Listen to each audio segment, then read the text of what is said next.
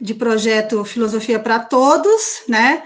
Vamos começar o nosso terceiro encontro, né, dessa parte que eu participo, né, que eu sou responsável, e para o dia de hoje eu trago um colega muito querido, uma pessoa que já é parte já do grupo de pesquisa, Ética e Filosofia Política da UEAP, trabalha muito com a gente, que a gente tem feito muitas coisas juntos, e tem também agora já está num projeto bem sólido, né, que a coisa está ganhando cor, né, que é o Conjecturando na Amazônia, e hoje vem falar para nós sobre fake news, notícias falsas, e traz esse questionamento, né, que fake news e que notícias falsas, eles geram um empobrecimento moral e político, e para esse momento eu escolho meu colega e meu amigo, né, mas meu colega Ivan Silva, que é professor do curso de Ciências Sociais da Unifap.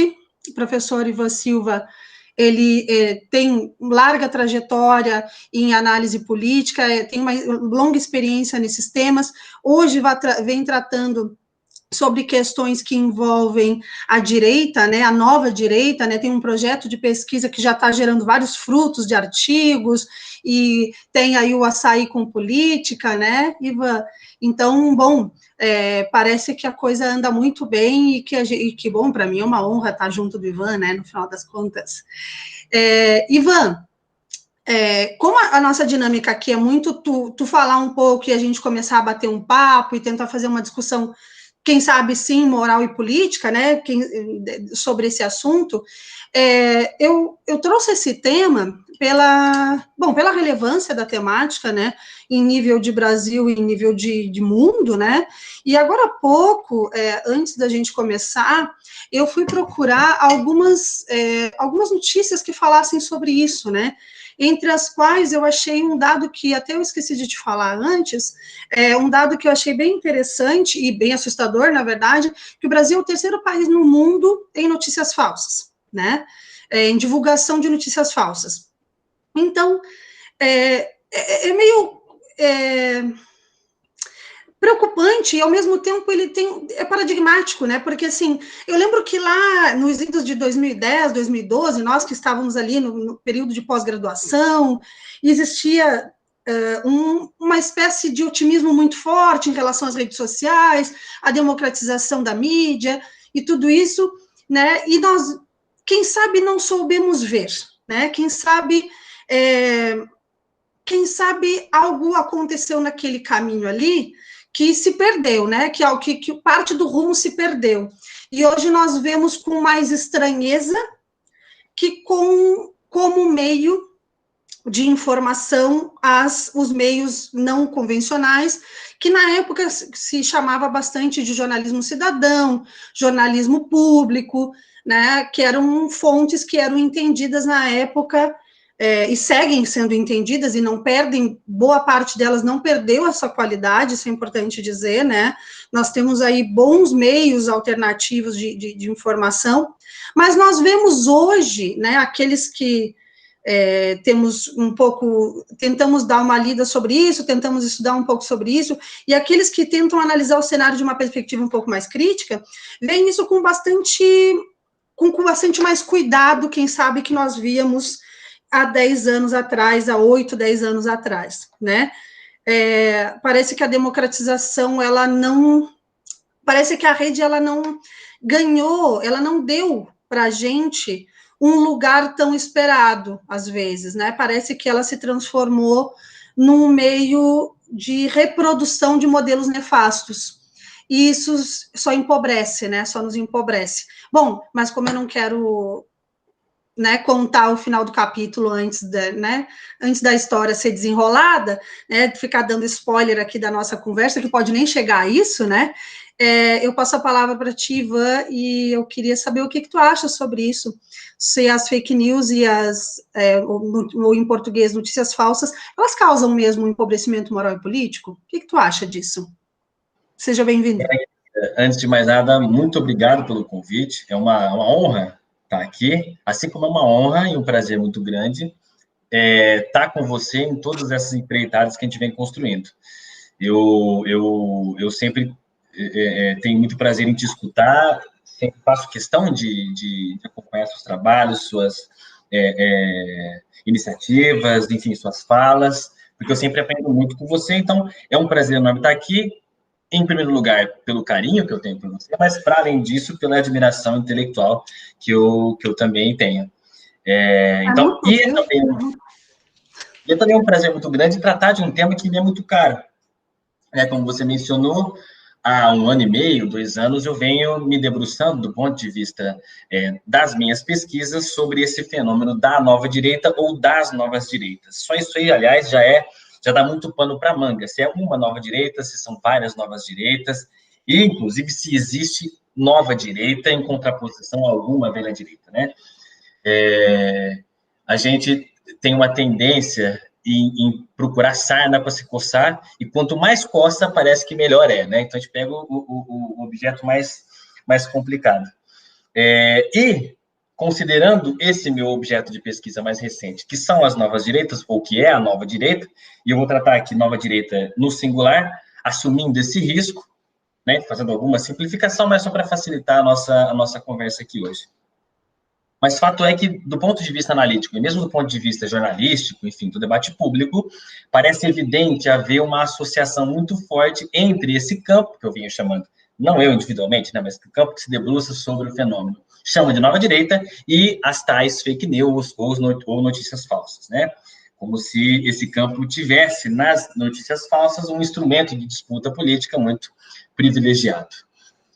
Antes de entrar especificamente na questão das fake news e impossíveis desdobramentos das fake news, em especial pensando em empobrecimento moral e político, eu estou num assunto que parece bastante interessante, que é o fato de que, em um momento, as redes sociais, ou um certo processo de democratização do acesso à internet, às redes sociais, parecia ensejar a construção de novas instâncias no processo participativo, ou inclusive no processo deliberativo, né?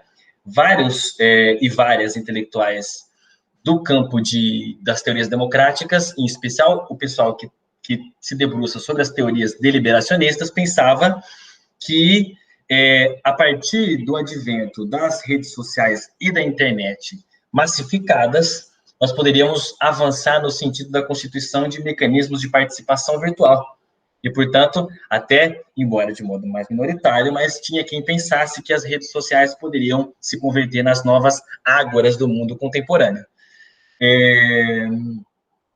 Mas fato é que, se por um lado, de fato, o advento das redes sociais, de modo massificado, representa uma democratização do acesso às informações, mas do acesso às instâncias de produção de informação também, porque isso é uma coisa interessante.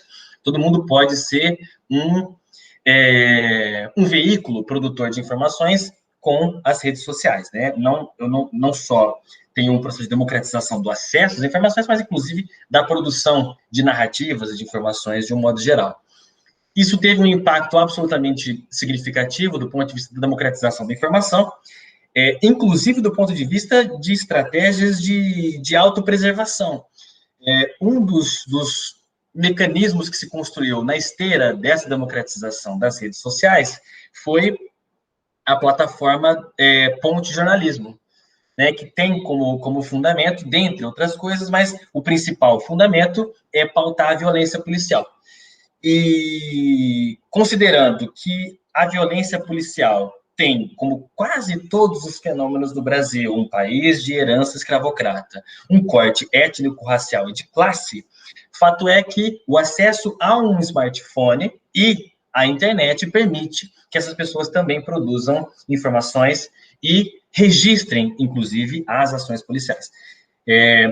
Junto com a Ponte Jornalismo, que, volto a dizer, deu voz e vez a parcelas significativas da população brasileira que não tinham qualquer espaço nas instâncias produtoras e reprodutoras de informação, a não ser como objeto, né? Porque se a gente pegar os programas policialescos, da Atena e daí para baixo, embora não tenha muita coisa para baixo da Atena, mas daí em diante, fato é que os condenados da terra sempre tiveram espaço nesses programas como objeto, né? De uma narrativa como diz a Teresa Caldeira, da fala do crime, né? Que politiza um medo genérico canalizado num sentido específico para criar dois tipos ideais, o cidadão de bem de um lado e o marginal do outro. Claro, todo mundo consegue imaginar que esse cidadão de bem tem uma classe social muito específica, uma cor muito específica, né? É o branco de classe média para cima, e o marginal também não é um ente que paira no ar de modo metafísico, ele em geral é preto, pobre, periférico. E junto com o ponto de jornalismo também houve outras iniciativas que se apoiaram nessa democratização das redes sociais, propiciada, né, pelas redes sociais e pela internet massificada, como, por exemplo, o Mídia Ninja, que é uma plataforma de produção de narrativa jornalística bastante horizontal, bastante democrática e participativa, e que tem um alcance muito grande. Então, de fato, parecia que o Brasil, claro, não só o Brasil, né, mas a nossa discussão vai passar pelo caso brasileiro, parecia que o Brasil caminhava no sentido da Constituição de, embora não houvesse avanço no debate parlamentar institucional, no sentido da democratização ou de uma regulamentação do mercado de mídia no Brasil, né, sendo ele um mercado, todos os mercados estão sujeitos à regulação estatal, o mercado de mídia não deveria ser diferente, não de conteúdo, claro, mas para evitar cartel, evitar monopólio, assim por diante, e aumentar a concorrência, né, considerando o Brasil como um país de corte liberal. Mas o fato é que, embora não tenha havido avanço do ponto de vista parlamentar e institucional, no sentido da democratização do mercado, né, ou pelo menos uma regulação mínima da competição no mercado dos meios de comunicação, parecia que as redes sociais tenderiam a contrabalancear essa concentração jornalística nos meios formais, televisivos, jornalísticos e assim por diante.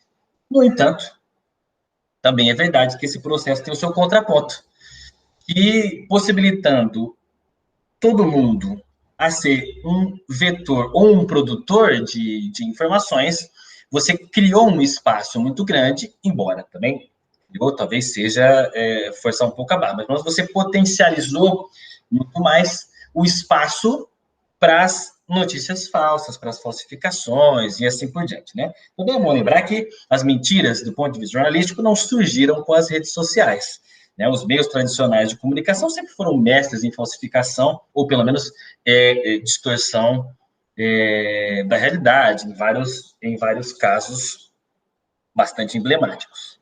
Mas fato é que essa democratização do acesso aos veículos produtores e reprodutores de informação e de notícias aumentou esse espaço das notícias falsas ou das mentiras enquanto narrativa jornalística ou pseudojornalística.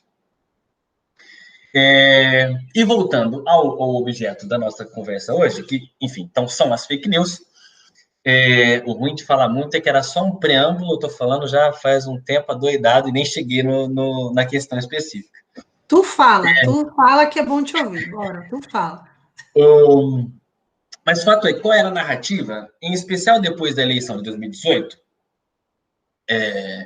Isso foi, claro, também, como diria o bom e velho Marx, não há raio em céu azul. Então, claro que as fake news, de modo massificado, não surgiram do dia para a noite. Você tem um processo cumulativo de ganho de escopo dessa estratégia, né? E ela tem três grandes marcos do ponto de vista eleitoral, né? É bom lembrar também que política não é só eleição, mas pensando em alguns marcos importantes para a nossa análise, ela tem 3 pontos bastante marcados de aumento da sua abrangência. Claro, a eleição de 2014, a eleição de 2016 para as prefeituras e chegou ao seu ponto alto com a eleição presidencial de 2018. E a narrativa hegemônica, seja dos meios de comunicação, seja em boa parte dos partidos políticos, claro, os derrotados na eleição de 2018, né? Mas, inclusive, de alguns e algumas analistas, é que o que ganhou as eleições, claro, para além de manobras judiciais, que seria debate para um outro assunto, mas fundamentalmente teriam sido as mentiras propagadas em período eleitoral. Me parece que o buraco é um pouco mais embaixo.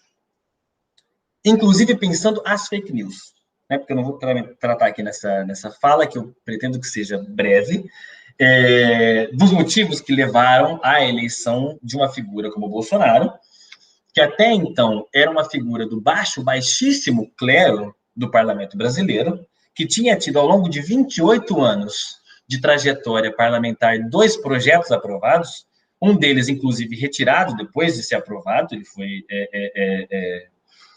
revertido, e 2 projetos que não tinham qualquer impacto significativo na vida pública e institucional do país. Então, uma figura absolutamente periférica e caricata, né? E aí, claro, a pergunta sempre que vem à tona é como é que isso, se Jabuti não sobe árvore, como é que ele está lá em cima, né? Então, como é que ele chegou até a presidência da República? Alguém botou lá, ou alguma coisa fez com que ele chegasse até lá. E a narrativa hegemônica foi que o principal fundamento, a principal explicação para a eleição de alguém como Bolsonaro teriam sido as benditas ou malditas fake news, as notícias falsas.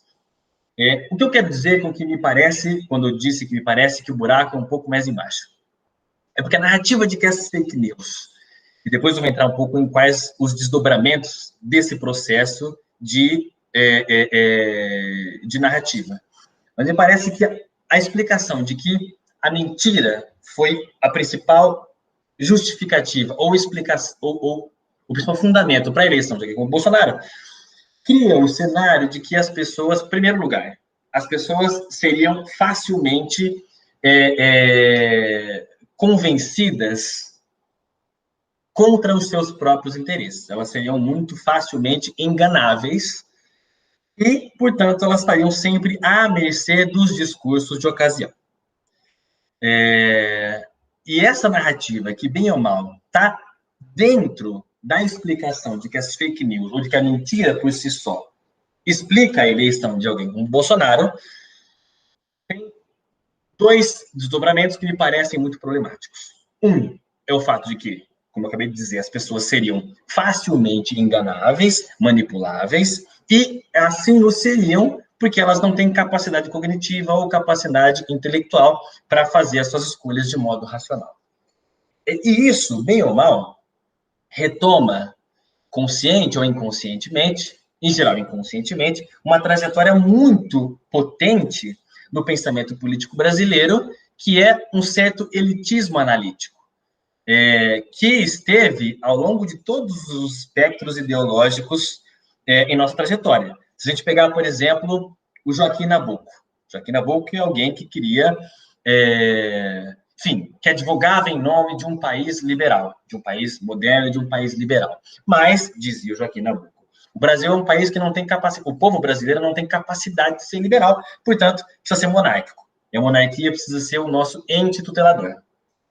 A mesma coisa o Oliveira Viana. Aliás, o Oliveira Viana é uma figura bem curiosa, né? Porque ele é o principal expoente do autoritarismo instrumental, no caso brasileiro. Ele queria construir um país republicano, liberal e democrático. Como é que seria viável construir isso com um Estado autoritário? Porque o povo não teria capacidade de construir por si só os mecanismos e uma cultura cívica liberal. Então, sempre parece que o povo não tem capacidade de, por si só, tomar as suas decisões. E estaria sempre à mercê dos discursos de ocasião, volto a dizer. Isso está no Oliveira Viana, está no Joaquim Nabuco, está no Zé Bonifácio, está, enfim, todos, ou boa parte, né, todos também é exagerado, mas em boa parte do pensamento político brasileiro clássico, tá, e passa de modo mais ou menos incólume ao longo de todo o século XX brasileiro. E chega aqui na ponta, inclusive naquela piadinha do pobre de direita.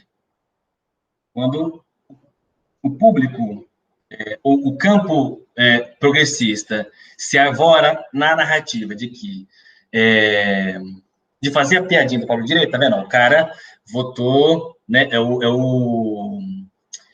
é a galinha que juntou o galinheiro e votou na raposa. Por quê? Porque é burro. Então você, mais uma vez, recua para o lugar comum da desqualificação cognitiva dessa entidade, povo, né? Então, me parece... Agora, também é verdade que houve muita mentira na campanha, mas... E aí, para entrar de fato no que eu quero dizer, com que me parece que o buraco é bem mais embaixo. É que o que me parece ter havido, no caso brasileiro, mas não só, é um longo processo de desconstrução epistemológica das instâncias tradicionais de produção, legitimação e reprodução dos regimes de verdade. Olha, é uma coisa que parece ser um bicho-papão aqui, né? Mas o fato é que as instâncias que tradicionalmente produziam, legitimavam e reproduziam as narrativas imbuídas de regime de verdade, notadamente as universidades, os institutos de pesquisa, as instâncias científicas nacionais e internacionais, passaram por um longo processo de desconstrução epistemológica, ou desconstrução da sua validade epistemológica, por parte de um discurso específico que começa muito minoritário, muito lateral e muito marginal, e que paulatinamente ganha o espaço público.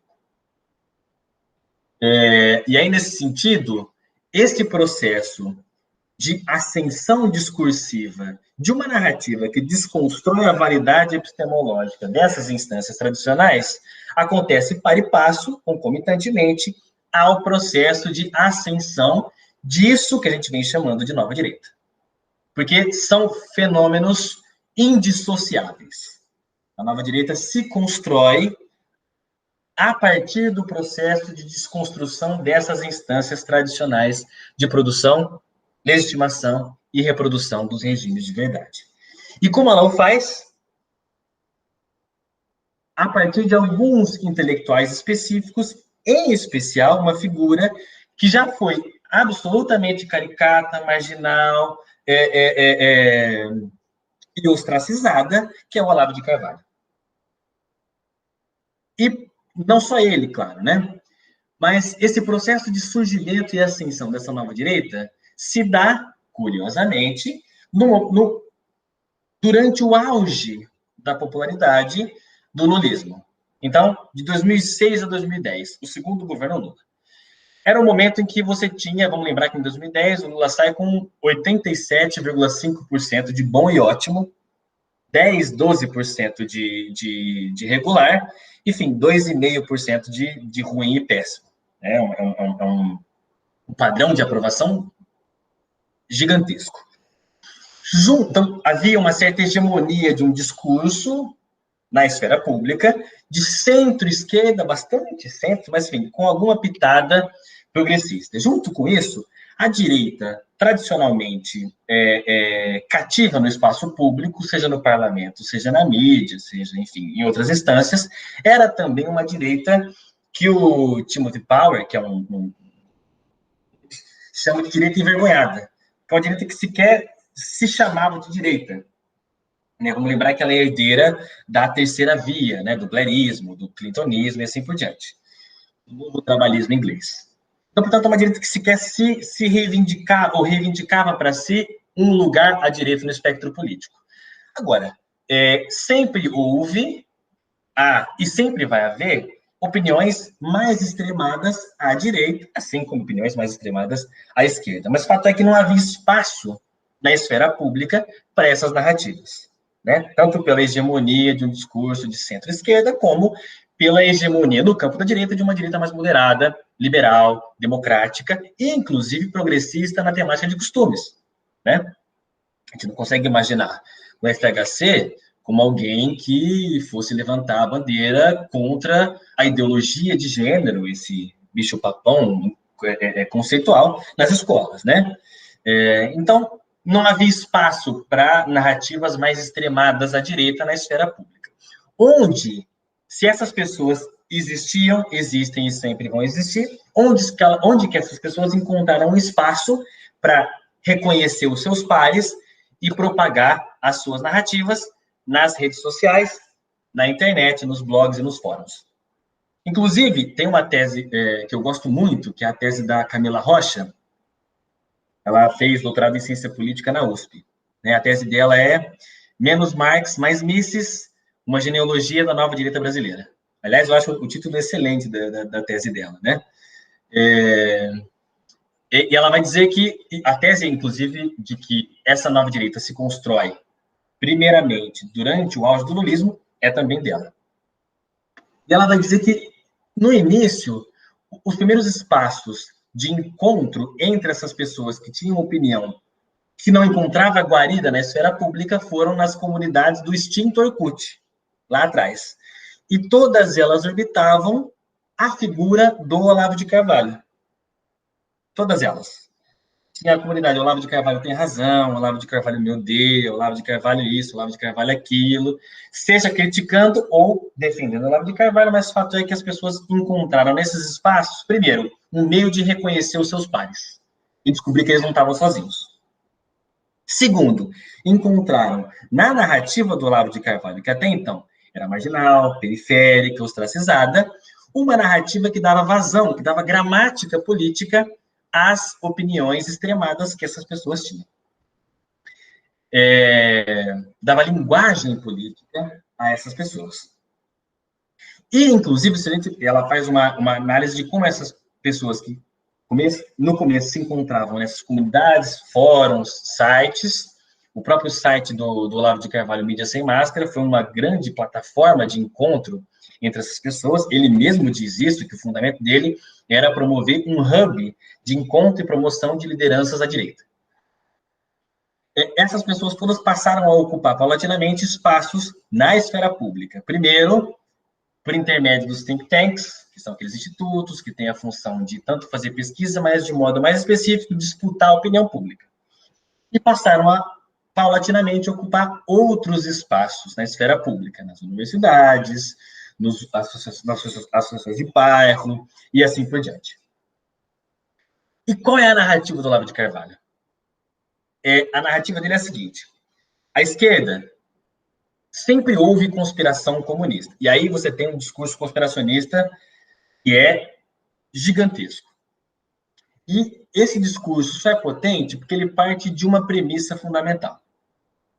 O acesso à verdade não se dá por intermédio do escrutínio lógico, que é, bem ou mal, o modus operandi da produção de narrativas na academia, a produção de narrativas no campo da ciência. Então, não é a partir do escrutínio lógico que eu opero a produção de regimes de verdade, mas a partir de uma adesão voluntária e emocional a um campo ideológico específico.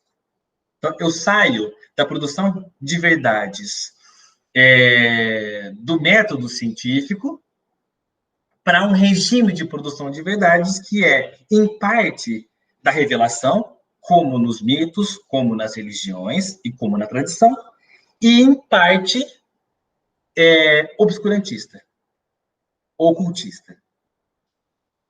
E é a narrativa do Olavo de Carvalho. Então, então, sempre houve uma conspiração dos comunistas para tomar o poder no Brasil. Essa conspiração começa em 1935, quando tem a intentona comunista, que é um levante de militares comunistas, e ela nunca deixou de existir de 1935 até os dias de hoje. Mas ela assume diversas formas. E com a derrota da esquerda armada de resistência à ditadura, o que a esquerda teria percebido, essa narrativa do Olavo de Carvalho, que não adiantava desconstruir o capitalismo por intermédio do que os comunistas chamavam do assalto aos céus, tomar o estado de assalto. Até porque o exército tinha mais poder de fogo do que meia dúzia de estudante comunista, barbudo, no Araguaia, enfim, ou na guerrilha urbana. Ela teria percebido que, para destruir o capitalismo, seria mais interessante uma estratégia escamoteada de guerra política.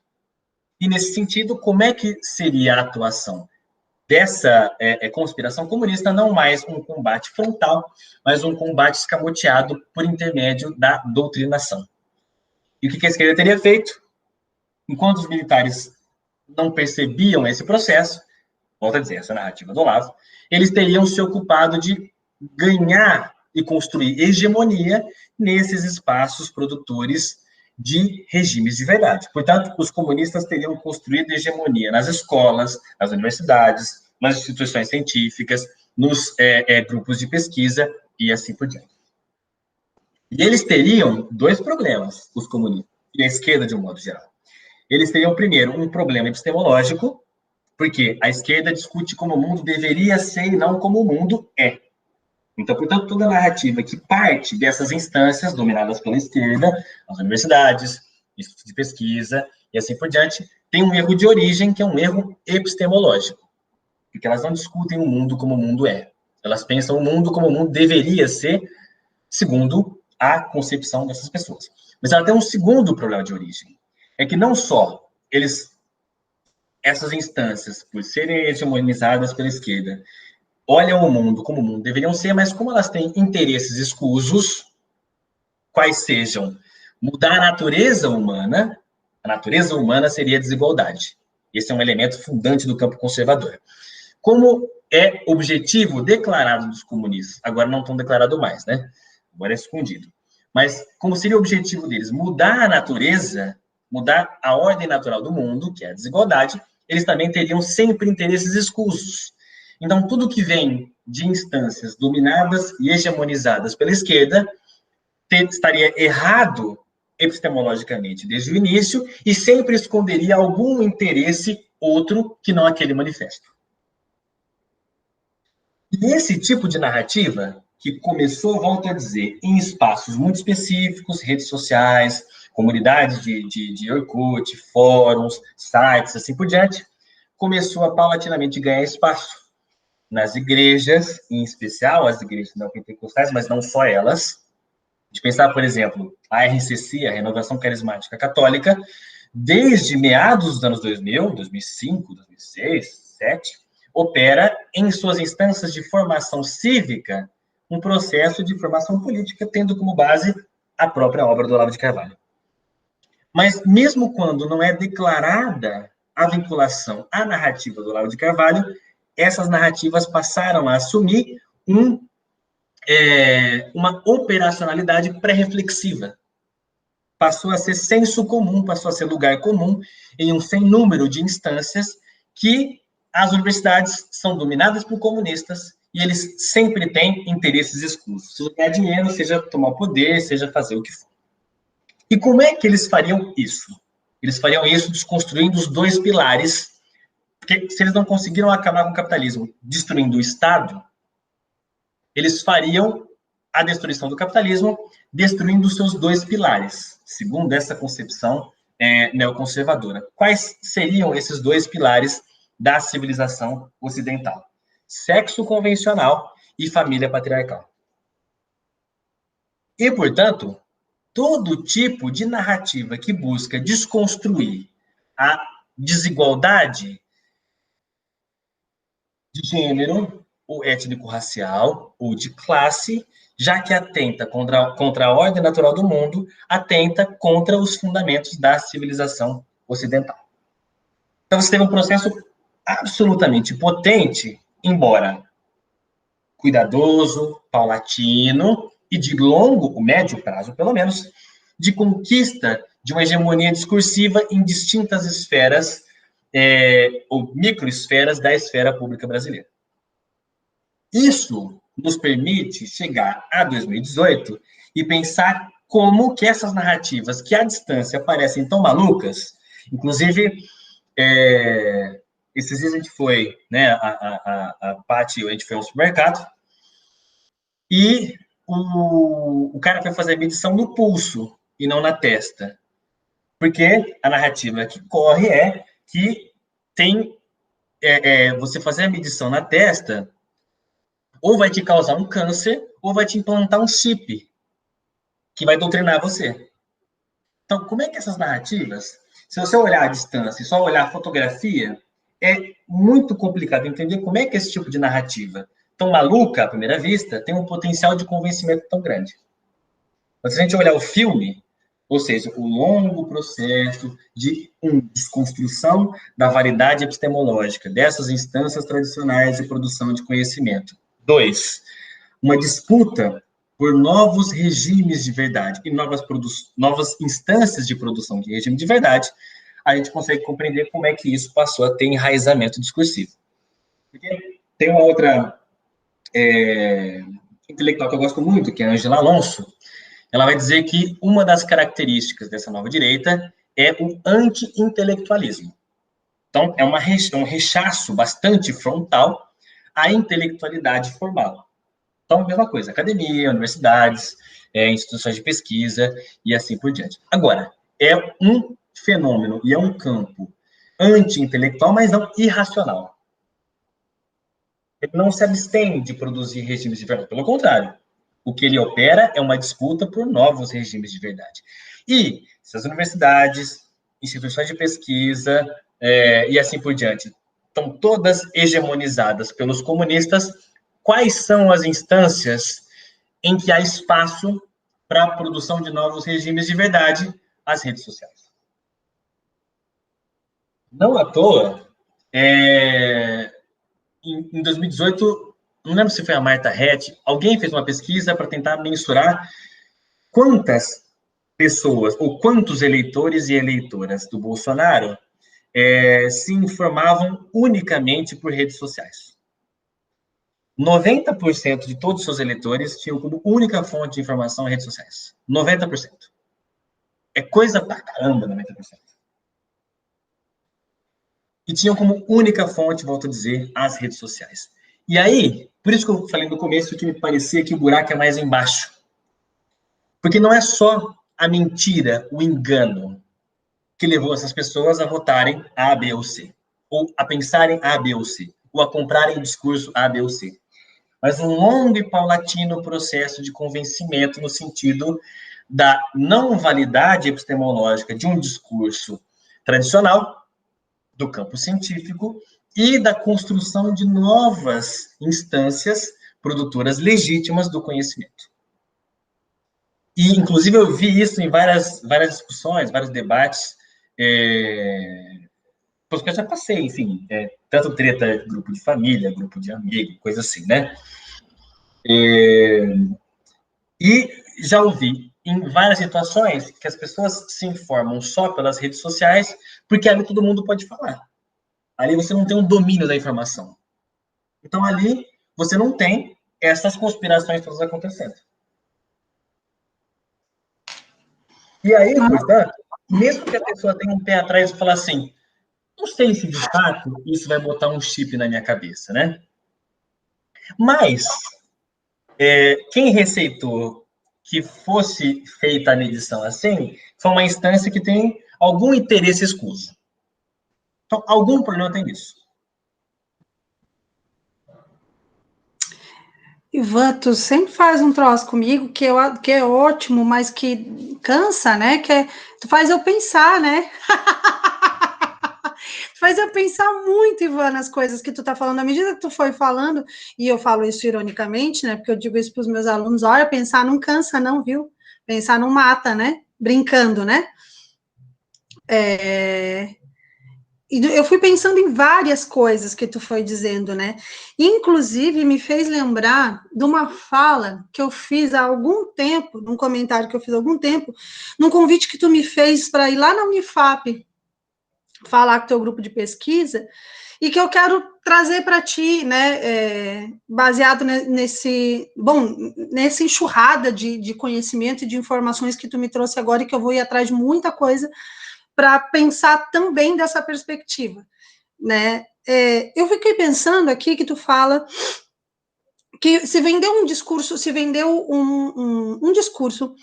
de que nós estamos num processo de doutrinação de esquerda, né? A doutrinação comunista. Tá? É doutrinação de gênero, uma doutrinação que vai nos levar à destruição da família convencional, né? Que o modelo de vida que se propõe, que a esquerda, né, se proporia a levar através das universidades, das escolas, é um modelo de vida dito, né, por dizer de alguma maneira, desregrado, anômalo, né, que ele não convém, que ele não é capaz de cumprir com as funções da estrutura da organização social e que tende a desestruturar e aniquilar, né, com a sociedade tal e como ela é, né? Então existiria por aí por trás um ideal bastante, por dizer de alguma maneira, bastante macabro, né, bastante perigoso, né, assim, quando ouvido dessa maneira, nesse tipo de discurso, porque seria um discurso, então, que pretenderia destruir com tudo o que a base civilizatória construiu até hoje, né? Tudo que nós construímos será destruído pelo discurso comunista, né, pela doutrinação comunista. E eu lembro que é uma coisa que me encanzina, né, que me faz pensar e me faz problematizar, e, bom, já não vou problematizar sozinha, não mais, aliás, não problematizo sozinha isso há muito tempo, já falei contigo sobre isso, mas, e falo com outras pessoas também, e trago para ti essa questão, porque eu acho que é relevante a gente também tentar levar isso né, e acho que tu pode me trazer bons elementos para pensar, e trazer para todos nós que estamos te ouvindo com muito prazer. Será, né, será que todo esse processo que foi se construindo, esse formato de aproximação do discurso intelectual, elitizado, né, ele não foi um processo também de aniquilação de modelos de discurso que não tem a ver com esse processo formal de produção do conhecimento? Será que em algum momento a própria matriz analítico-científica se esqueceu de um elemento tão importante, né, que é o elemento da sabedoria popular, né, que é um elemento que tem a ver também com essas instâncias formativas, com aquilo que me constrói como pessoa, com a minha cultura, com a minha religião, com aquilo que, de certa forma, aprendi ao longo da minha vida, que era o que me tornava quem eu sou, né? Afinal de contas, eu sou porque sou da família tal, tenho a cultura tal, tenho a identidade tal, tenho a religião tal, né? Me formei no meio desse círculo de pessoas e tal, e eu sou por causa disso, né? Será que nesse meio a gente não foi um pouco silenciador de discursos de um conhecimento popular, de uma sabedoria popular que tentou mitigar, né? Quem sabe tentamos dar a volta na torta, né? Como diz o espanhol, dar a volta à la tortilla, né? Inverter o jogo de uma maneira que assumimos o modus operandi de uma opressão intelectualista, né? E como eu digo isso, né? Para eu também tentar, né, não fazer aqui né, sensacionalismo. Digo da seguinte maneira, né? A ideia da construção de discursos de verdade de base científica, ela também passa pela possibilidade, aliás, ela também passa, não, ela é assentada na ideia central que é a dúvida, né? A possibilidade de colocar em dúvida aquilo que eu entendo como uma hipótese possivelmente válida, né? Ou seja, pode ser, pode não ser, sempre poderá ser e poderá não ser, né? Aqui de uma coisa muito chula, humianamente, né? Mas muito chula mesmo, né? Esse ceticismo, ele, de certa maneira, ele tem um valor, porque ele nos coloca sempre no lugar de buscadores, né? De buscadores, de meios de manter ou desconstruir a hipótese, né? A hipótese, ela é sempre o nosso... ela é sempre parte da nossa vivência, mas ela não pode se transformar no nosso namorado, né? No nosso ente querido, aquele que tu não permite que se fale dela, né? Aquele que tudo que vier contra a hipótese vai ser desferido um argumento muitas vezes, e inclusive nós vemos isso no meio acadêmico, né, um escracho, muitas vezes violento, na tentativa de desconstruir a própria racionalidade que há por trás das palavras das pessoas, por trás daquilo que as pessoas querem promover dentro de um discurso acadêmico ou institucional, né, ou fora da própria academia, né? Como é que nós fomos construindo os discursos dentro da esquerda? Como é que a esquerda foi se construindo como espaço de discussão? Quem sabe também de forma bastante pragmática, né? Meio do tipo, aqui trazemos o que é que há de ser, e fora disso não é possível ser vivido, né? Fora disso não há verdade, né? E isso nos permite, né? Nos permite botar em voga uma discussão em relação a isso. E aí a questão que eu quero te trazer será que nós não forjamos indiretamente esse espaço de descrédito? Será que, indiretamente, nós, os meios institucionais, a imprensa, os veículos que têm um modo, digamos, né, existe um procedimento, existe um protocolo, né, a ser seguido para se dizer aquilo, bom, que isso tem um certo nível de razoável de veracidade ou não, porque segue o protocolo XYZ, né? Será que nós soubemos dizer isso ou nos tornamos parte da nossa própria armadilha?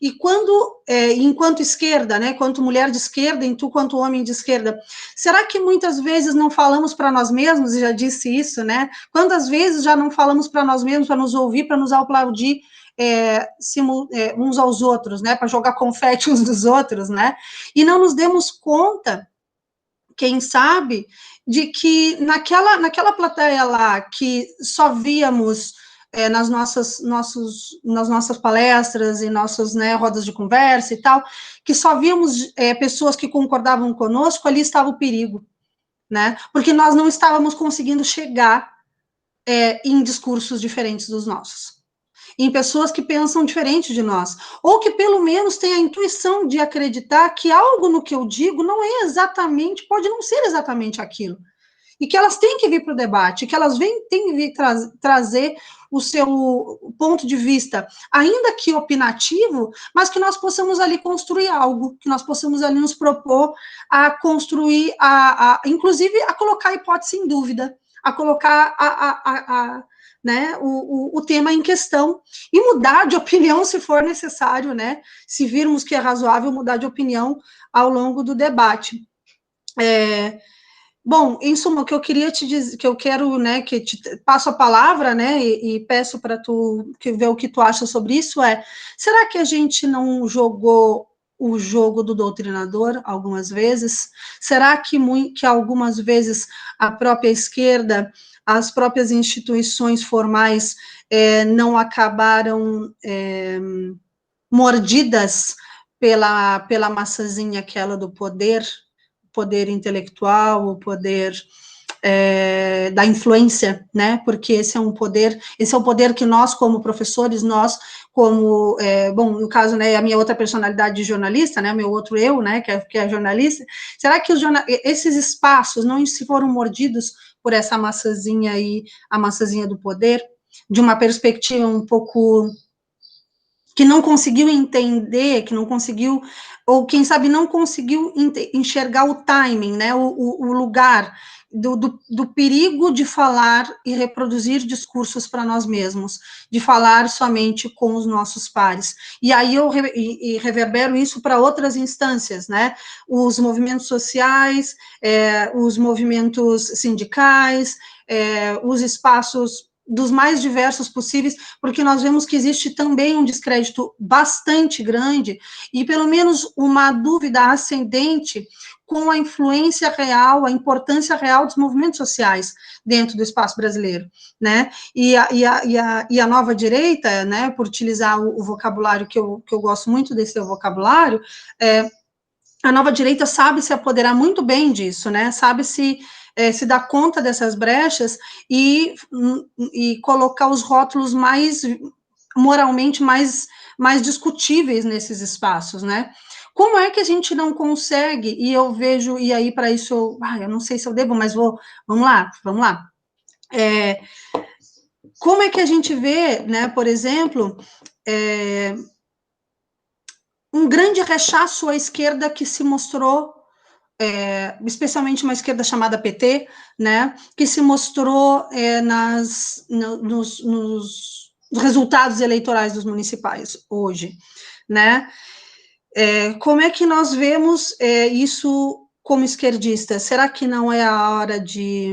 Já passou, na minha opinião, passou da hora da autocrítica, da autoanálise, e de rever a forma de reproduzir discursos, a forma de, utilizando, né, produção, legitimação e reprodução de discursos dentro das sociedades.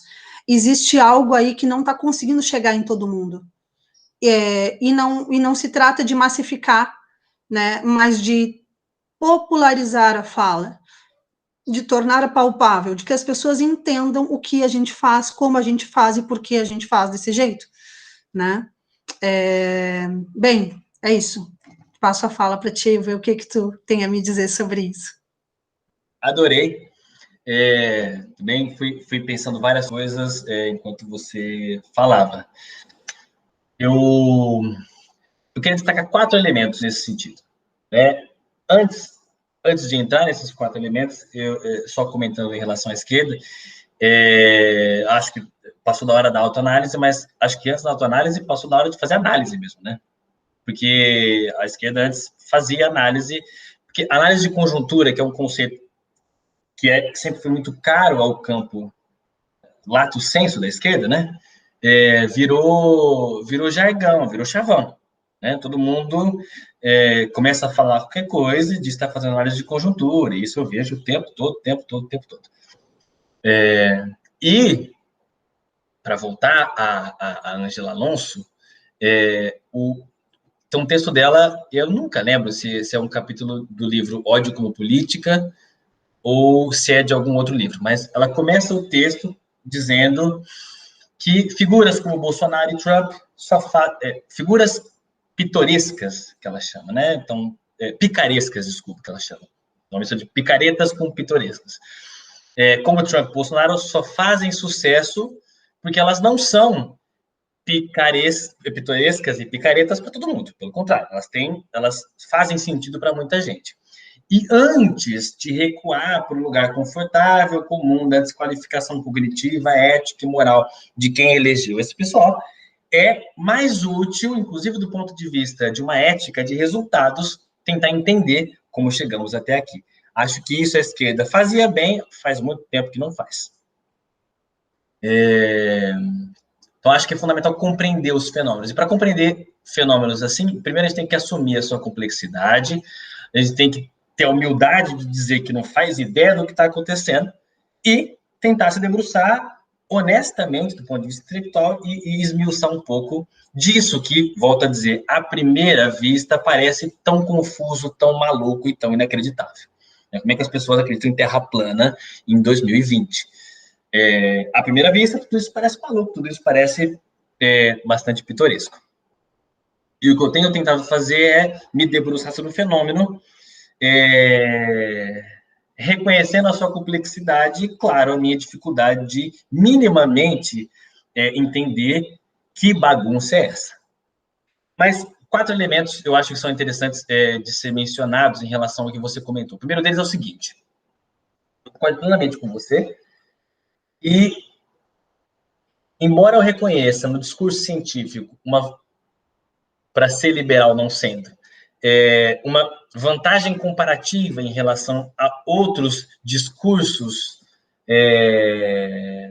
que buscam produzir regimes de verdade, em especial por conta do seu reconhecimento de falibilidade, do ceticismo perpétuo e da prova constante, né, de ser um discurso que constantemente é colocado à prova e, portanto, pode ser suplantado a qualquer momento, e faz da falibilidade um salto adiante do processo cumulativo de produção do conhecimento, mas fato é que, por vários motivos, parece que o discurso científico passou a se arvorar de uma característica de verdade revelada.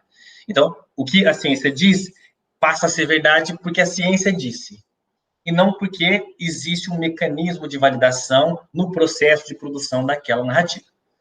Então, é verdade porque quem disse foi a Fiocruz, e não porque o que a Fiocruz produziu tem uma instância de validação intrínseca que levou aquilo a ter confiabilidade. Pode parecer uma mudança muito pequena, mas ela é bastante significativa. Porque aí, se os discursos passam a se arvorar de uma característica de verdade revelada, tanto faz, eu escolho um ou outro, porque eles são, em essência, ambos narrativas que se arvoram da característica de verdade revelada.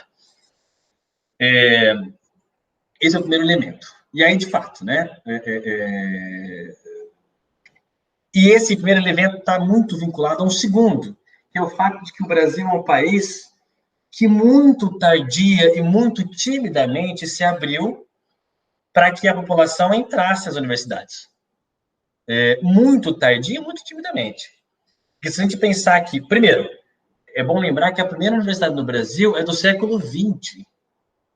Enquanto, sei lá, no Peru tem a universidade do século XVI, o Brasil tem a primeira universidade no século XX só.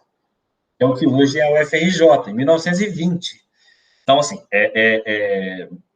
você tinha um veto absoluto à construção de instâncias produtoras de conhecimento em solo nacional.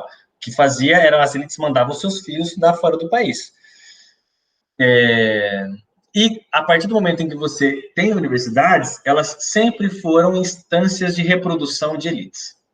Sempre foram. Sempre foram. Inclusive, a UFRJ, que então era a Universidade do Brasil, era isso, e derrotada na intentona de 32, aqui no Estado, todo mundo gosta de falar revolução constitucionalista, mas enfim, a intentona oligárquica de 32. Fato é que, derrotada em 32, o que a elite paulista fez? Criou a USP, para ser um contraponto de formação de elites à, então, Universidade do Brasil. Mas fato é que, até as ações afirmativas, as universidades sempre foram muito pouco permeáveis ao povo brasileiro.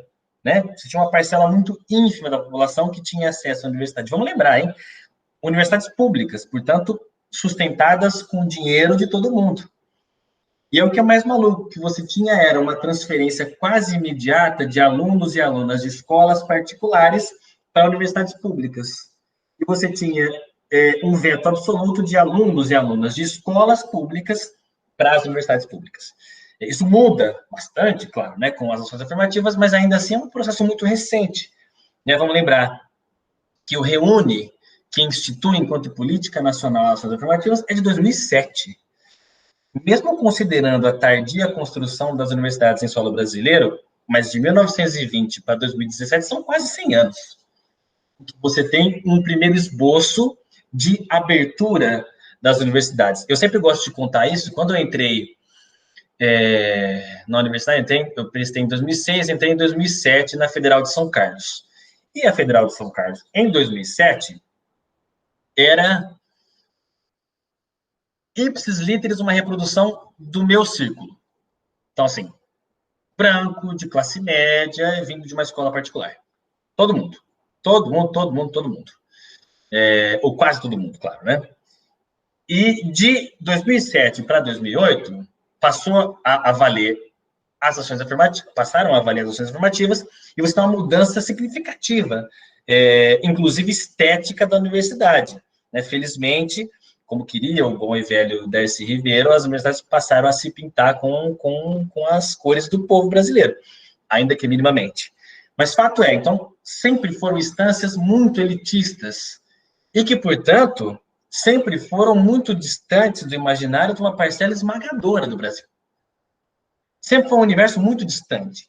Né? Boa parte da população brasileira entrava na universidade ou para ser guarda ou para ser faxineiro. E eu não estou nem desqualificando nem o guarda nem o faxineiro, claro. Mas era a única maneira de que parcelas expressivas da população brasileira poderiam entrar, pisar na universidade pública. Então, portanto, sempre um ambiente muito distante. E, claro, esse discurso que eu tentei mostrar, como foi sendo paulatinamente construído, também se arvorava na narrativa de que as universidades são um antro de elites apartadas do povo, que discutem coisas que não têm nada a ver com o povo. E, claro, em um país, como eu estava dizendo agora, muito pouco afeito, ou muito tardiamente e timidamente afeito à entrada do povo à universidade, esse tipo de discurso tem um potencial de convencimento muito maior do que se fôssemos um país em que a população, de modo mais democrático, entrou e permaneceu na universidade ao longo da nossa trajetória. Então, isso é mais um elemento que ajuda no convencimento dessa narrativa, por assim dizer, conspiratória. O terceiro elemento, que eu acho importante mencionar, é o fato de que, e aí entrando na seara do campo da esquerda, do campo, enfim, progressista, por dizer assim, que tem uma outra escritora que eu gosto muito, aliás, é bom mencionar que quem tem melhor interpretado o fenômeno da nova direita, em geral, são as mulheres. Isso me parece bastante interessante do ponto de vista, bastante significativo, né, do ponto de vista político e epistemológico.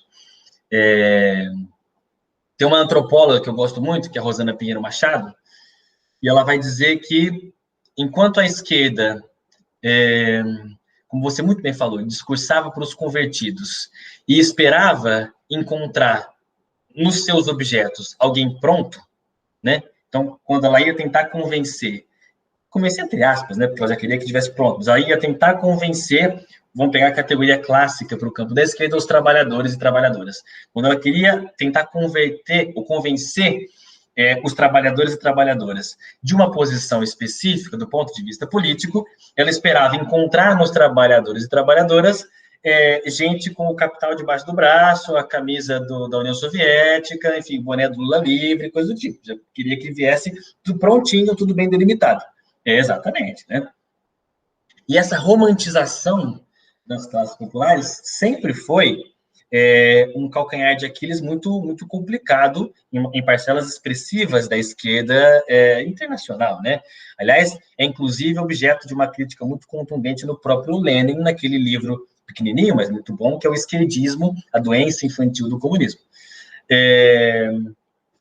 Enquanto a direita, aí segue a Rosana Pinheiro Machado, a direita é muito mais generosa em relação ao seu público. Ela recebe todo mundo, absolutamente todo mundo, inclusive, em especial, o eleitor lulista, que migrou para o campo bolsonarista. Ela não quer saber o que você pensa, o que você acha, em quem você votou, não quer saber nada. Ela quer te convencer, ela quer conversar com você e convencer você de uma opinião ou de uma posição específica. Claro que a gente consegue imaginar que essas duas perspectivas, uma que espera o seu eleitor ou a sua contraparte discursiva já pronta do ponto de vista do convencimento, e uma outra muito mais generosa, quem tem mais poder de convencimento. Então, e também por isso é que eu disse lá no comecinho que acho que o buraco é mais embaixo, porque seria muito fácil pensar, então foi só um monte de mentira que fez com que todo mundo, do dia para a noite, virasse bolsonarista, virasse radical, conservador, né? Virasse, enfim, intolerante. E não me parece razoável e nem verossímil assumir esse tipo de perspectiva. E o último elemento que eu queria chamar a atenção, e tem a ver com a questão da incerteza, é que o mundo todo, porque também esse fenômeno dessa ascensão de uma direita de tipo novo, bastante reacionária, bastante autoritária e bastante anti-intelectual, é um fenômeno internacional. Parece ter sofrido algum arrefecimento, embora não tão grande assim, nos Estados Unidos, mas o fato é que é um fenômeno internacional. E é importante lembrar que o mundo passa por uma crise profunda, uma crise de hegemonia mesmo, no sentido gramsciano, dos seus paradigmas gestados pela modernidade. Claro que a modernidade nos legou duas metanarrativas fundamentais, há outras narrativas, mas duas metanarrativas fundamentais, o socialismo e o liberalismo. O liberalismo foi largamente vencedor do ponto de vista da construção de uma hegemonia de pensamento, enfim, de doutrina mesmo, mas fato é que ele deixou de ser responsivo em relação às bandeiras que ele construiu para si. Porque, embora produzindo miséria, produzindo desigualdade, produzindo destruição, o capitalismo entregava alguma coisa. Né? Se você pegasse o total da população, você tinha algum grau de melhoria de vida, de melhora de vida. Ainda que com destruição, assim por diante, né? Tanto é que é sempre ruim pensar os grandes pensadores e pensadoras como profetas, né? Porque isso sempre cria vários problemas, inclusive epistemológicos, né? E sobretudo porque nenhum deles e delas se propôs a ser profeta. Mas você tem uma profetização de certas pessoas. Mas parecia que aquela ideia do Marx de que o avanço do capitalismo produziria a pauperização das massas cada vez mais acentuada, parecia não ser o caso. No entanto, de 2008 para cá, pelo menos, Tá, isso vem de antes, né? Mas de modo mais acentuado de 2008 para cá, o que o capitalismo tem feito é operar uma fuga para frente, acumulando, acumulando, levando adiante os seus mortos do passado sem entregar nada em relação ao futuro. Para pincelar um pouquinho a metáfora do Benjamin, quando ele comenta aquele quadro lá, né, do Ângelos Novos. E o capitalismo passou a operar uma fuga para frente, postergando a catástrofe. Tanto que você tem, isso desde os anos 70, mas volto a dizer, de modo mais significativo, de 2008 para frente, você tem um processo de fuga para frente, em que você tem endividamento constante, pauperização absoluta e assim por diante. Então, você tem uma crise de hegemonia no sentido do pacto de dominação capitalista. E, no entanto, não. Em função disso, as suas instâncias legitimadoras também entram em crise profunda. Todas elas. Todas elas. As universidades, que embora não seja uma construção do capitalismo, elas têm uma aderência à narrativa capitalista e à dinâmica capitalista, por vários motivos, mas também a democracia. Que, bem ou mal, a democracia representativa também, embora não tenha surgido e nem tenha sido o objetivo do capitalismo, se colou ao capitalismo contemporâneo. Mas a crise profunda do processo de dominação capitalista, em especial na sua fase neoliberal, traz consigo uma crise dessas instâncias todas. E aí, em um momento de crise absoluta dessas instâncias todas, de legitimação desse mesmo processo de dominação, o que você tem é uma perda das balizas que davam algum grau de segurança às pessoas. Seja porque, pela primeira vez, os pais passam a não mais imaginar que seus filhos terão uma vida melhor do que eles tiveram. Isso parecia ser uma constante, né?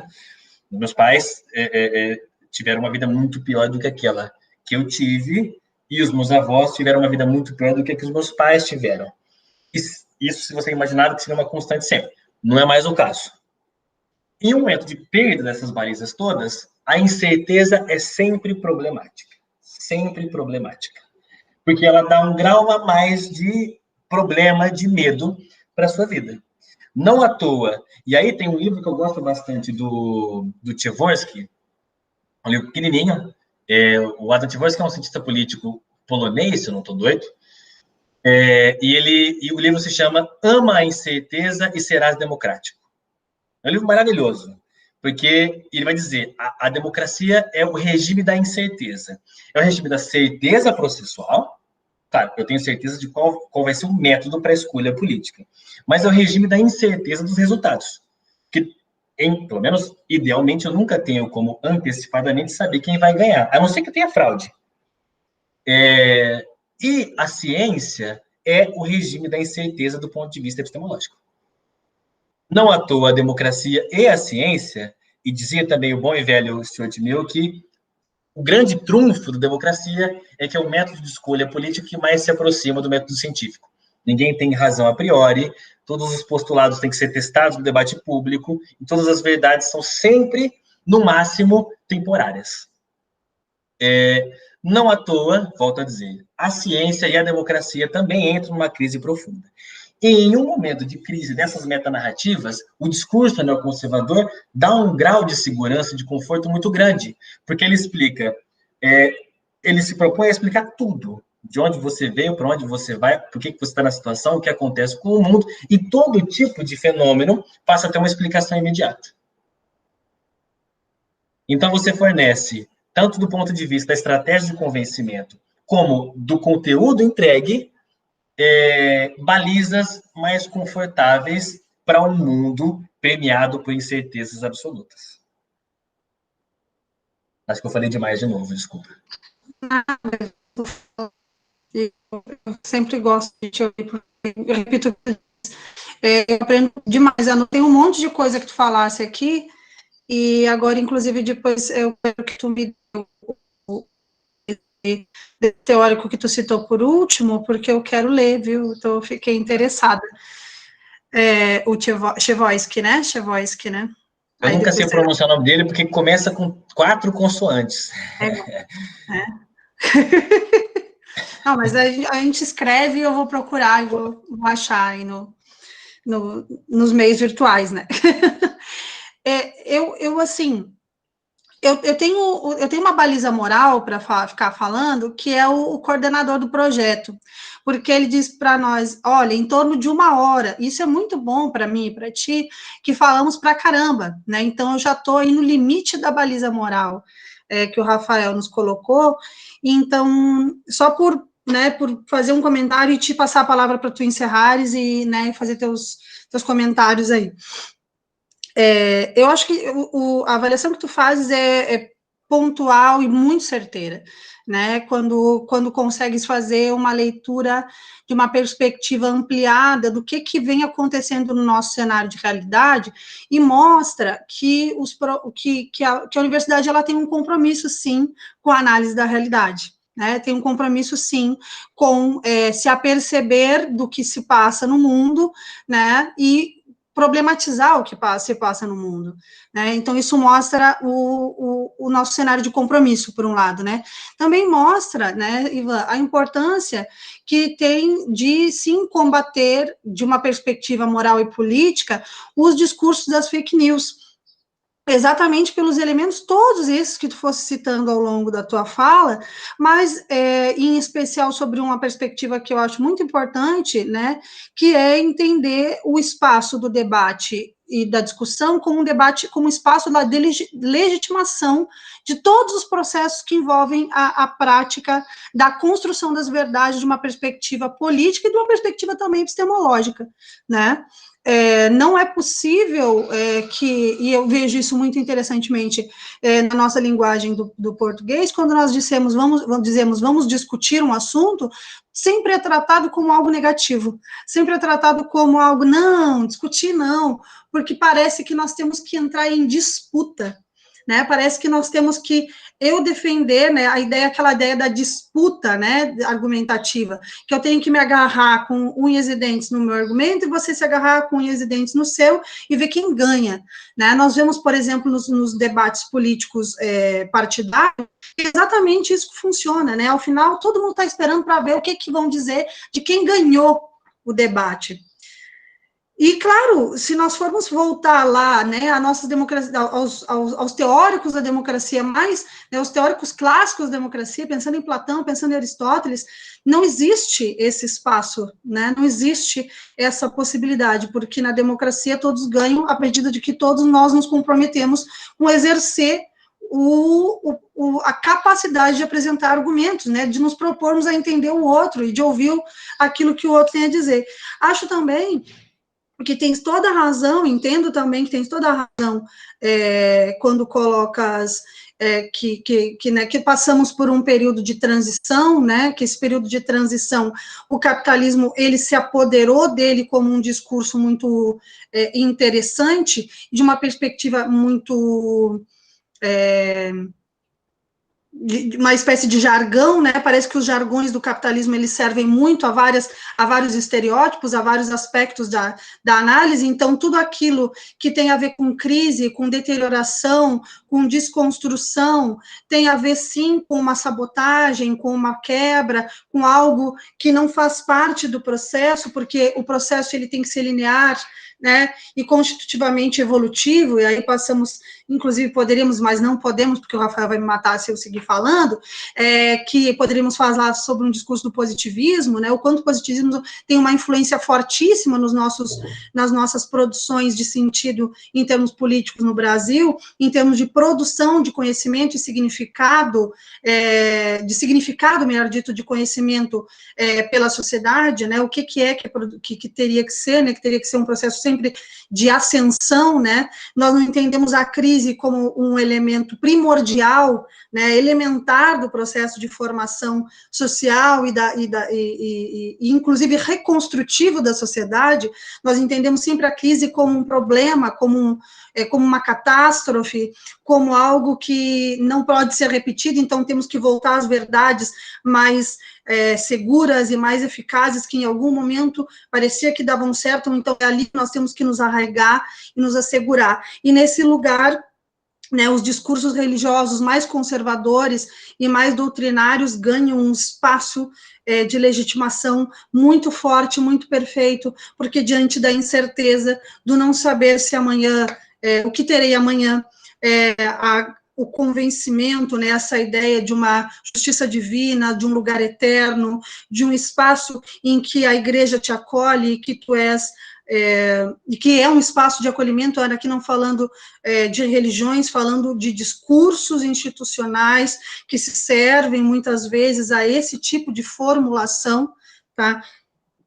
Esse tipo de discurso parece servir muito bem, encaixar muito bem como um lego, né, a esse lugar de negação da incerteza, porque, obviamente, também, né, assumindo as fake news como parte do modelo de produção em termos capitalistas, né, do que é produzir, né, em termos capitalistas, nós também podemos dizer que as fake news, elas nos oferecem a constante incerteza do que pode vir a ser o discurso científico, né, como tu bem dizia, né, o que pode ser a incerteza, aquilo que a gente falava outro dia, em outro momento nosso, que era, bom, eu sempre posso botar em dúvida porque é um descrédito, né, porque é algo aí que, sei não, mas, sei lá, pela via das dúvidas, eu vou colocar isso, né, de uma perspectiva mais longínqua, não vou assumir isso, porque normalmente a fake news, ela vem sempre balizada da ideia de que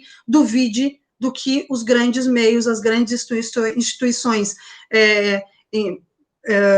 de imprensa e universitárias estão reproduzindo, porque elas estão servindo a um modelo de poder, e o nosso discurso não, ele é um discurso independente, que produz em você a possibilidade de pensar por si mesmo, e aí as opiniões, elas se fervilham de uma série de incertezas que nesse momento parecem razoáveis, e quando da incerteza, né, o ser humano, essa dificuldade que nós temos de viver na incerteza, quando no lodo, né, eu sempre gosto de fazer essa analogia com os meus alunos, que fazer filosofia é estar constantemente pisando no lodo, né, é estar sempre ali, tentando se segurar em alguma coisa e vendo que não vai dar, né, e que não é possível se segurar em nada, e que, afinal de contas, esse é o nosso fazer, né, não se segurar em nada, mas diante de uma realidade tão incerta, né, de uma possibilidade econômica ou social, muitas vezes política também, né, tão incerta, o discurso das instituições religiosas, ele ganha muita força e ganha um lugar político na vida dessas pessoas muito forte também, que transmutam o discurso da religião, né, do espaço institucional das igrejas e tal, para o espaço institucional da política, e isso, né, não precisa ser um grande especialista, que é exatamente o meu caso, né, para saber que, por exemplo, a quantidade de pastores, pastoras e tal, que estão ocupando as bancadas da Câmara, do Senado, dos mais diversas instâncias políticas. Temos hoje um pastor de governador do Rio de Janeiro, ou seja, né, governador não, de prefeito, né, do município do Rio de Janeiro. Então, a incerteza, quem sabe o que nos cabe, com isso eu encerro finalmente, tá, quem sabe o que nos poderia caber como pensamento e como aspecto reflexivo para nós, né, como professores também, é que o espaço da dúvida, o lugar do lodo, o lugar da incerteza é um lugar muito importante, né, a necessidade da incerteza, mas não uma incerteza que permeia, que angustia, mas uma incerteza que, né, que nos dá o acesso à possibilidade de algo que pode ser um dia ou nunca será uma espécie de verdade, né? E com isso eu me lembro muito de uma fala de Galeano, que eu gosto muito, e termino dizendo isso, que ele diz, o que é utopia? Né? Perguntam a ele, o que é utopia? E ele diz, eita, que difícil definir o que é utopia, né? E aí ele faz uma analogia brilhante, como é típico de Galeano. Ele dizia então, a utopia é como você está andando no meio do deserto, né? E aliás, a utopia é o horizonte da caminhada, né? É olhar ao horizonte. Você sabe que o horizonte não existe, ele é só uma espécie de ilusão, né? Que você tem da existência daquela linha que a gente convencionou chamar de horizonte, né? O horizonte, ele é uma ilusão. Mas e por que eu sigo caminhando em direção ao horizonte? Porque é o meio que eu tenho de me balizar por algo. É o meio desde o qual eu consigo supor que há um lugar onde eu posso vir a chegar. Chegarei? Nunca, mas aquele é o meio desde o qual eu consigo me balizar para chegar até alguma coisa, né? E, bom, não falou dessa maneira, porque com certeza Galeano falava muito melhor do que eu, mas eu acho que esse é um elemento bem poético e muito bonito para a gente entender a importância do que a gente faz, a importância do que o protocolo, o procedimento, o fazer comprometido com uma espécie de busca da verdade, ele é realmente relevante e importante para as nossas sociedades e mostra que, sim, é necessário, né, rever o lugar da fake news, rever o lugar de leitores de fake news, de reprodutores de fake news, porque com isso parece que a gente está perdendo a importância do horizonte, a importância de, né, olhar através do horizonte. Ivan, querido, eu vou me despedir de ti e deixa tu terminar, porque é muito gostoso de te ouvir.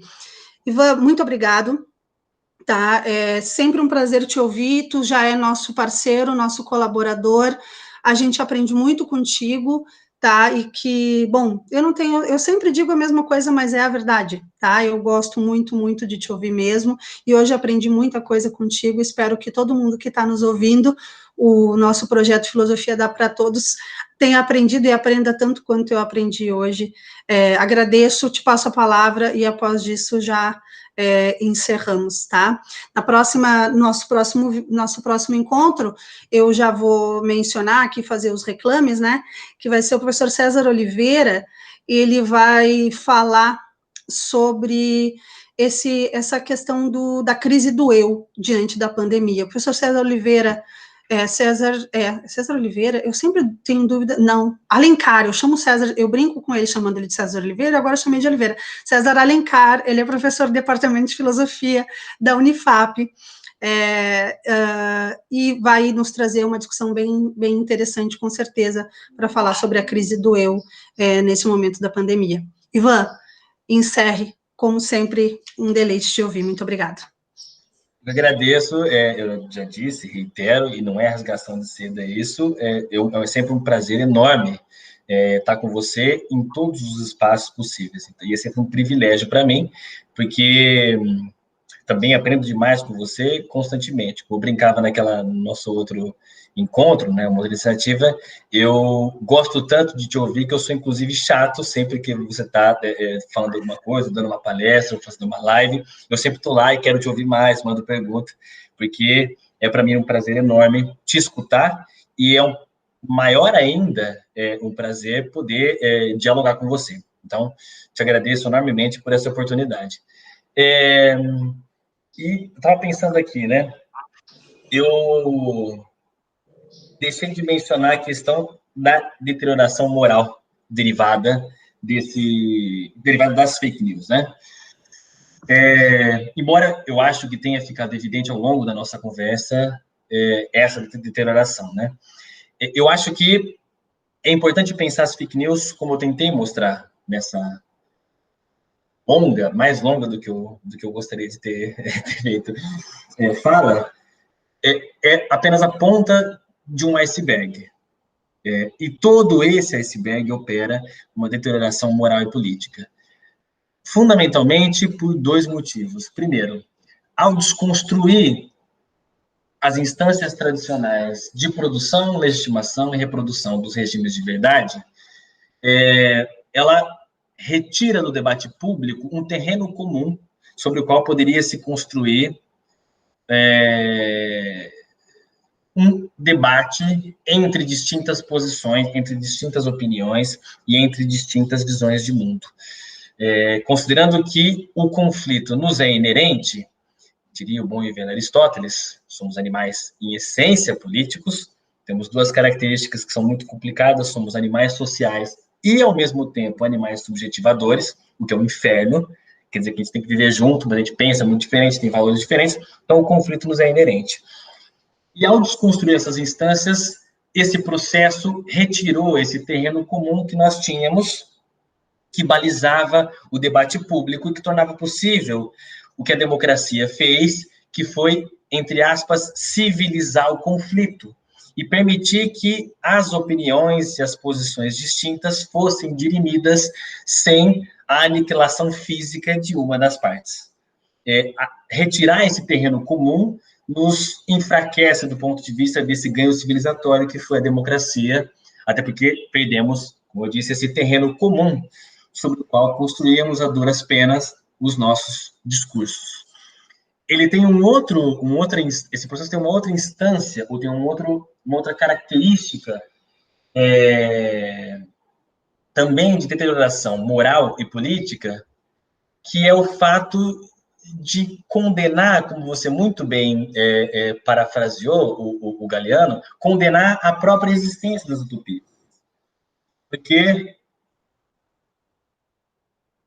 opera um processo de naturalização absoluta de todas as desigualdades. E aí você naturalizar os fenômenos sociais significa reduzir o escopo de atuação da política, o alcance da política. E considerando a política como a instância em que a capacidade de agência da humanidade se manifesta de maneira mais cristalina, você condena a humanidade a uma eterna reprodução das próprias tradições, das próprias realidades estanques. E você opera um processo tanto de naturalização das desigualdades, mas mais do que isso, de positivação delas. Elas passam a representar a ordem natural do mundo, e, em grande medida, uma representação terrena de uma verdade transcendente. Aí entra o discurso religioso. E aí você tem um duplo padrão de legitimação para esse discurso, que é uma legitimação imanente do dia a dia, do discurso, do debate, do convencimento, e uma legitimação transcendente. Então, portanto, acho fundamental, e as universidades, de fato, têm um papel central em fazer um contraponto às fake news, mas mais do que as fake news, ao mecanismo lógico e discursivo que torna as fake news possíveis e, mais do que possíveis, tão convincentes. Mas para desconstruir as fake news enquanto epifenômeno, e esse processo todo enquanto fenômeno, a gente, precisa reconhecer a validade, ainda que intrínseca, né, ainda que endógena, mas a validade que esses discursos assumem, e reconhecer o potencial de convencimento que essa narrativa tem. Então, não basta desmentir as fake news, porque isso não tem nenhuma utilidade. O que a gente precisa é desconstruir, inverter o processo. A gente precisa, tal como foi feito de lá para cá, a gente precisa operar um processo de desconstrução epistemológica dessa matriz discursiva. Isso leva tempo, isso demanda humildade intelectual e demanda algum grau de verticalização analítica para compreender essa bodega toda que passou a assumir centralidade no debate público brasileiro. E também acho importante pensar, por isso eu mencionei a questão de uma crise mais profunda, é que também dizia o bom e velho Gramsci que as crises são muito complicadas, né? Em especial porque, claro, crises sempre são janelas de oportunidade, mas as crises sempre têm um momento muito duro, muito complicado e muito confuso, que é o que ele chamava de interregno. O interregno é marcado por um momento em que o velho morreu e o novo demora a nascer. E nesse momento de interregno, me parece que nós vivemos um interregno civilizatório, fato é que, enquanto o velho morre a olhos vivos e o novo teima a não nascer, toda a sorte de manifestações monstruosas acontece. e esse é o nosso momento contemporâneo. Mas, de novo, para usar uma outra referência um pouco mais feliz do Gramsci, porque essa é muito complicada, essa é muito dura, acho que a nossa tarefa, enquanto analistas, ou enquanto, enfim, pessoas que teimam em tentar compreender o mundo, é operar um pé em cada campo, né, da análise. E aí, de novo, dizia o bom e velho Gramsci, o que deve nos mover nesse processo é o pessimismo da razão aliado ao otimismo da vontade. Porque só assim a gente consegue tirar algum grão de esperança de uma situação tão temerária como a qual nós vivemos hoje. Mas, de novo, te agradeço enormemente a oportunidade, reitero aqui o prazer que é conversar com você. Ivan, muito obrigado. Valeu demais, viu? Bom, encerramos o nosso terceiro encontro, né, o nosso terceiro bate-papo. Esse encontro foi com o professor Ivan Silva, professor do curso de Ciências Sociais da Unifap, e vamos aí, inclusive, aqueles que queiram possam entrar no chat do YouTube, ou também mandar para a coordenação do próprio evento, questões, dúvidas, comentários, e a gente vai trocando uma ideia, porque essa é a ideia desses debates, que a gente também possa ir levando isso adiante, se as pessoas acharem interessante e acharem conveniente, certo? Ivan, muito obrigado, foi ótimo, valeu demais. Obrigado.